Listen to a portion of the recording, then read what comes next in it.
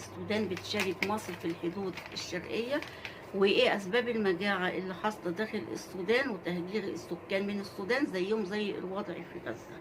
ان الشعب اصلا قعد في الصحراء، في منهم اللي دخل الحدود. امريكا ادت فلوس لدول علشان تدخل السودانيين، في مواطنين اجانب او انجليز داخل السودان يتم امدادهم بالطعام وحاجات اللي تجعلهم يعيشوا حياة يعني آمنة داخل السودان علشان يتنهم موجودين في السودان. لكن اللي بيخرجوا من السودان المواطنين السودانيين.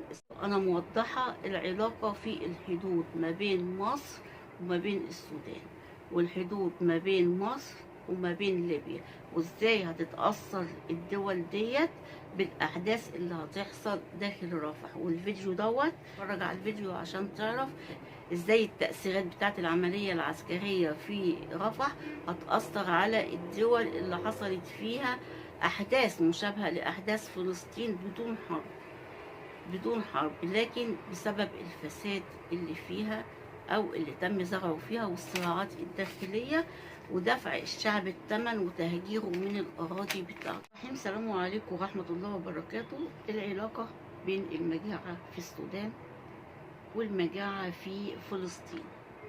السودان ليه السكان بيتهجروا من الأراضي بتاعتهم بالإجبار بسبب الحرب؟ ما هو ربنا لما خلق الإنسان كان بيخليه دايما يهاجر للأماكن اللي فيها أكل وشرب ومية. لما الأماكن بتجف الناس بتسيبها وبتبعد عنها. هل السودان جافة؟ السودان تعتبر فيها مساحة أراضي زراعية كبيرة جدا، لكن السياسات الفاسدة اللي فيها اللي حكمتها على مدى طويل جدا. وبعد أحداث الربيع اللي فيها جزء كان متعمد لإيصال الدول ديت لحالة فوضوية، وتم تحذيرنا بس احنا ما كناش فاهمين السياسة قوي، وكان لازم نفتح الملف السوداني. بعد احداث فلسطين ديت هتلاقوا العين هتبقى على السودان، واسرائيل مش هتخرج من رفح، ومصر اللي تعمله وتضرب دماغها في الحيط. ساعتها امريكا هتقول من حق اسرائيل حماية نفسها وانا مديها كارت بلانش.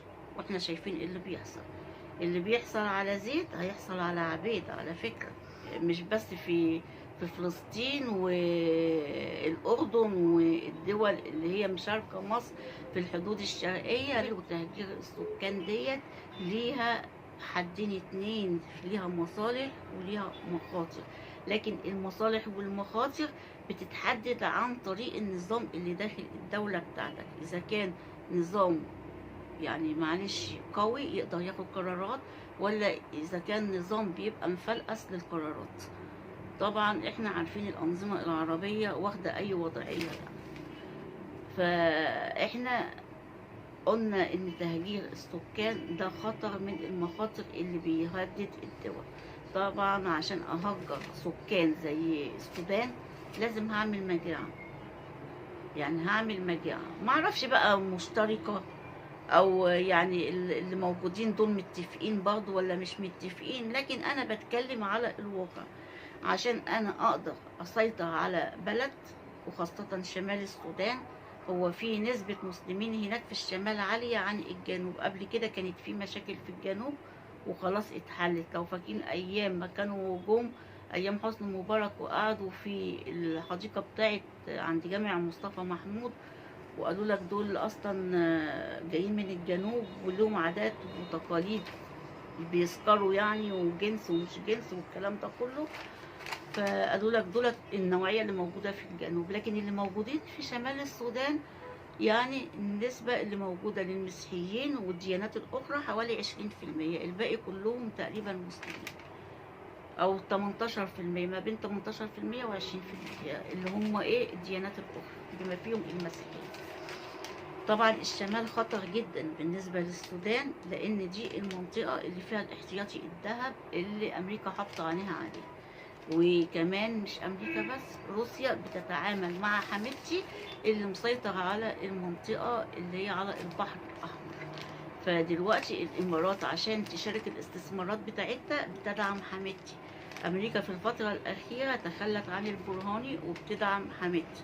هتبصوا تلاقي دايما الناس ديت يعني الوساخة بتجذب الوساخة، يعني هنروح للجانب الوسخ، والاتنين أوسخ من بعض، يعني سواء البرهان أو سواء حميدتي. ما هو اللي بيحصل في الشعب ده أصلا اتفاقيات ديت، مش معقول تكون سياسة دول، مش معقول تكون سياسة قيادة حاكمة.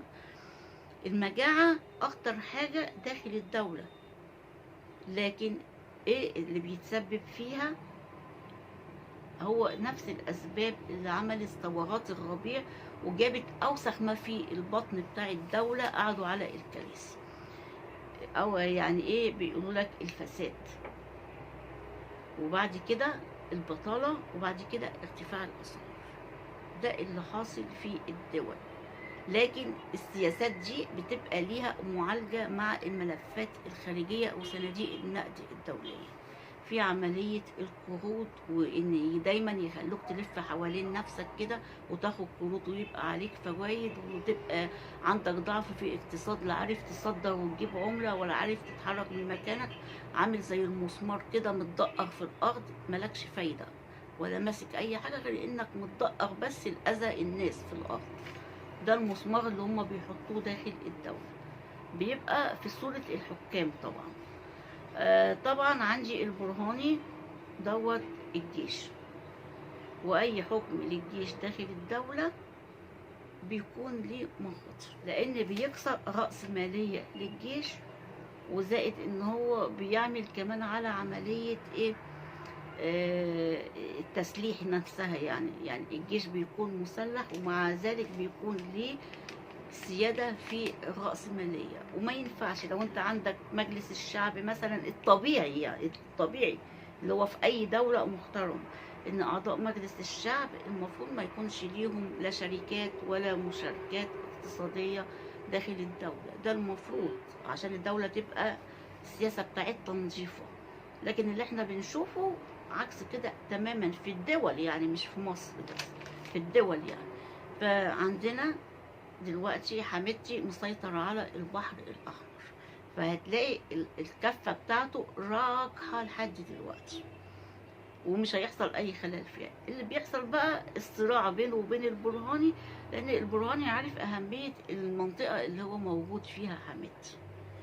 فإذا عملية الصراع ديت بيبقى يعني في بقى عمليات وسخة بتتم في المدنيين، يتم إلقائها على أحد الأطراف.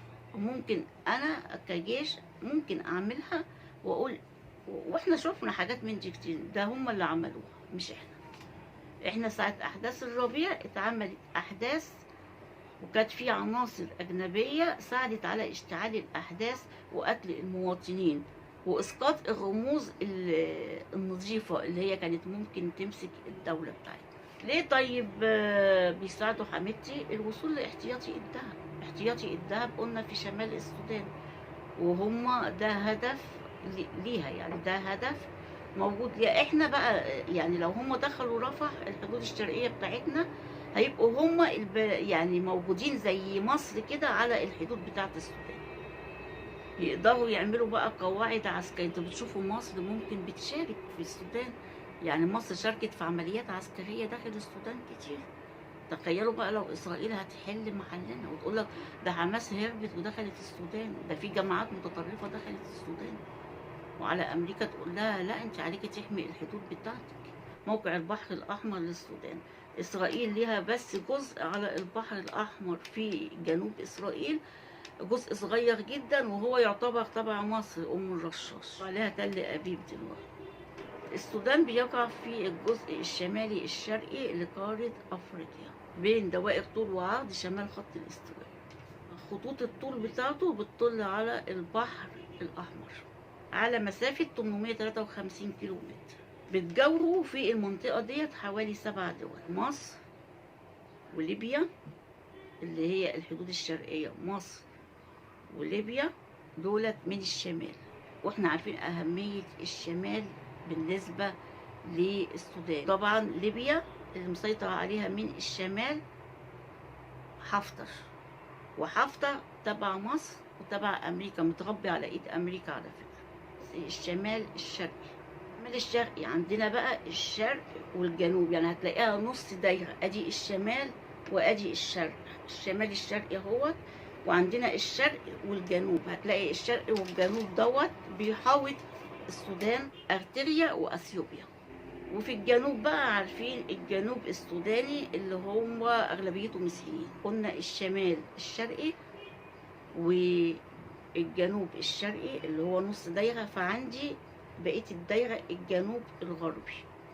عندنا جيبوتي في الغرب، يبقى هما هياخدوها دايرة كده كاملة الحدود بتاعتها بسبب دخول رفح. يعني كده هما مشاركين مصر من الشمال كده، الشمال الشرقي قدروا يسيطروا على الشمال الشرقي، يبقى هيدخلوا على الجنوب الشرقي. الجنوب الشرقي سهل بالنسبة له، وبعد كده عندهم جيبوتي في الغرب، ودي سهلة جدا بالنسبة له. ويبقى كده ان هم يقدروا يسيطروا على السودان كلها عن طريق البحر الأحمر. احنا عندنا اختلافات مع السودان من 1956، من بعد خروج الاحتلال من مصر ومن السودان في فترة وجود عبد الناصر. عندنا حلايب وشلاتين، في حاجة اسمها مثلث حلايب، في خلافات بين مصر وبين السودان على المثلث دوت. المثلث دوت بيقع برضو على البحر الأحمر، حوالي 20 و580 كيلو متر. مثلث حلايب بيضم 3 دول كبار، حلايب وابو غماط وشلاتين. كل المنطقة دي بتتبع مصر سياسيا من سنة 56. احنا عرفنا كده السودان ازاي هيقدروا يسيطروا عليها لو دخلوا رفح المصرية. هيدخلوا رفح وهيقعدوا وهيروحوا، هتقول لهم هعمل اتفاقية السلام، ما تعملها، هنجوع الشعب بتاعك زي ما جوعنا السودان وزي ما جوعنا غزة، لا وهنضربك كمان وهنفصل المنطقة القبلية. ليبيا بتشارك مصر في الحدود برضه، واحنا عندنا طريق المنيا ده اللي في الصعيد. طريق المنيا ده كان معمول له تخطيط ايام الرئيس محمد مرسي، ان هم كانوا عايزين يعملوا طريق المنيا السريع، والطريق دوت بيربط مصر بالحدود الليبية. انا بقول لكم الطرق دي ليها مخاطر برضه، بس المخاطر بتتحدد بقيمة الرئيس اللي موجود، يقدر يحمي الدولة ولا هياخد جنب كده، هيتحط على جنب يعني لحد ما يعملوا اللي هم عايزينه. بيعتبر طريق المنيا دوت هو طريق الواحات، واحنا قلنا في خطر على الواحات المصرية. الطريق ده بيربط رأس غارب بالبحر الأحمر شرقا، الحدود الغربية المصرية بين مصر وليبيا. قلنا الطريق دوت بيربط مدينة رأس غارب بالبحر الأحمر شرقا لحد الحدود الغربية الليبية. والساحل الشرقي دوت بيعتبر خاضع لحفتر، واحنا شفنا ان كانت مصر بتساعد حفتر في العمليات العسكرية بتاعتها اللي هي على الحدود دي، وقالت لك عشان نأمن الحدود المصرية.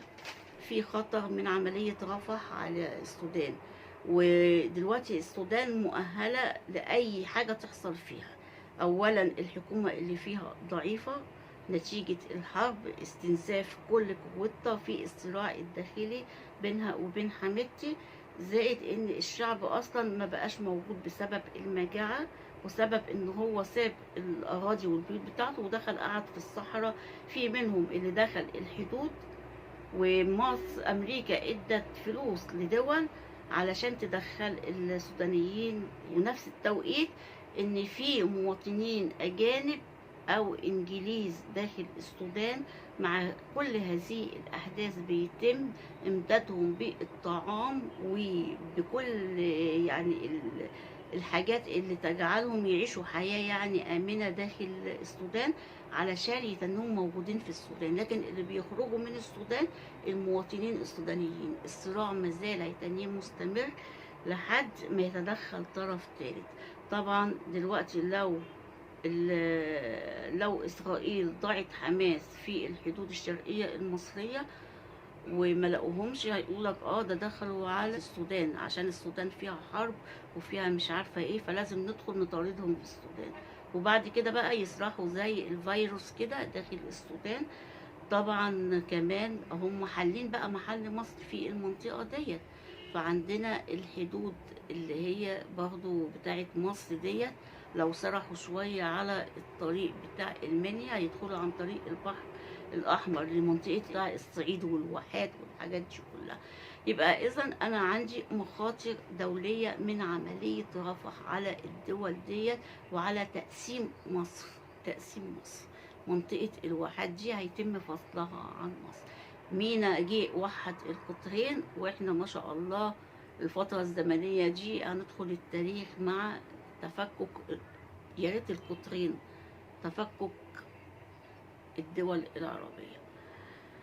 عامة هقول لكم ايه اكتر من اتقال، تابعونا على القناة وفعلوا الجرس عشان توصلكم الفيديوهات الجديدة اول باول.